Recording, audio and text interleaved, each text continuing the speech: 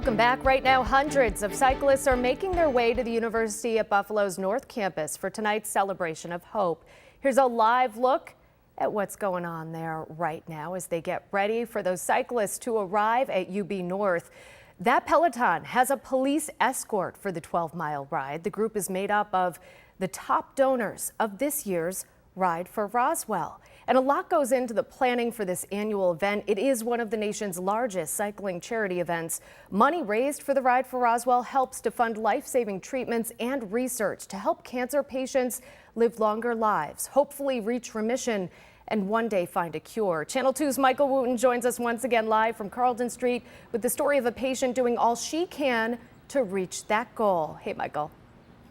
Yeah, that's right, Kelly. A cancer diagnosis can prompt many different reactions. For one patient here at Roswell, she turned to what she knows best, art. And thanks to a chance encounter, we can actually experience her cancer journey through her paintings and her drawings, and in the process, maybe help save a life through the money she's raising. It was like the thing I was good at. For as long as she can remember. I never went to camp with a ball. I only did art camps. Terry Katz-Kazimoff has been putting pen to paper or paint to canvas.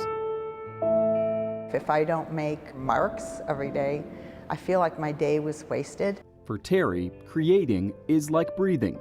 Her art as essential as air until a suffocating disease tried to take her breath away. Late stage non-Hodgkin's lymphoma with lots of other words along with it. It's like, do you want to be with your family? It was a shock.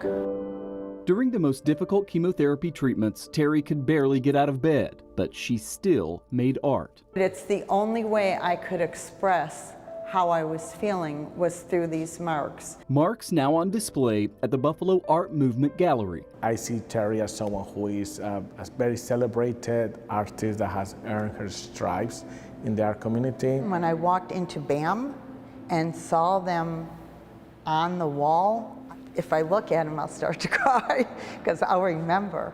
Terry's cancer journey chronicled through time. It's literally 5 years of work that she went through her illness and dealing with the cancer. From the shock and awe of the diagnosis to dark days during the chemo and the chaotic, slow process of healing, the exhibit then ends with where she is today in full remission. It's done, and I'm living, and I'm thriving, and I'm alive.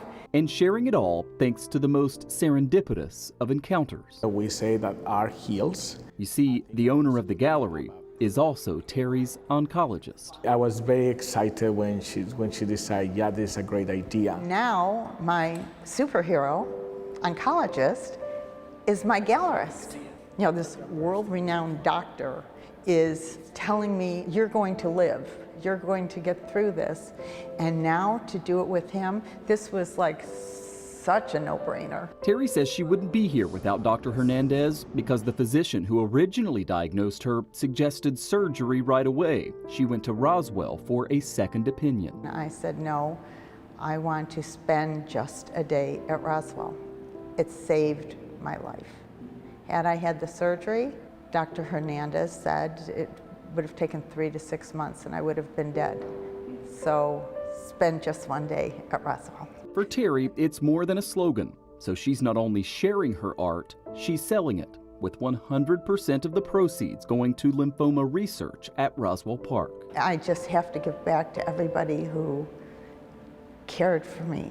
And you say saved your life? And saved my life.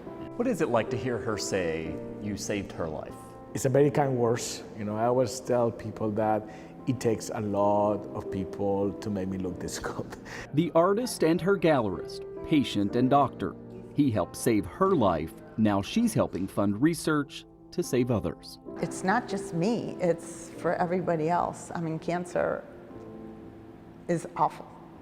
It's awful. I'm blessed and I'm filled with gratitude.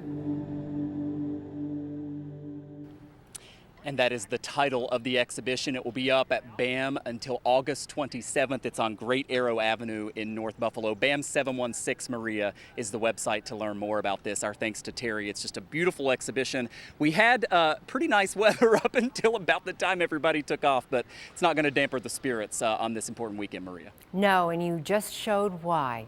Beautiful story, Michael.